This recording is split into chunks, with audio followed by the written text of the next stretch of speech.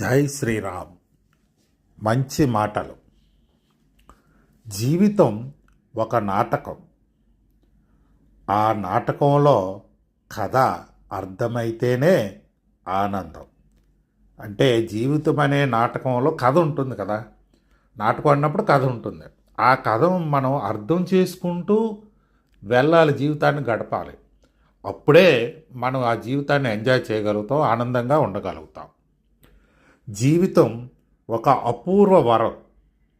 ఆ వరాన్ని మనందరం చరితార్థం చేసుకుందాము. జీవితం అనేది దేవుడిచ్చినటువంటి పెద్ద గిఫ్ట్ మనకది.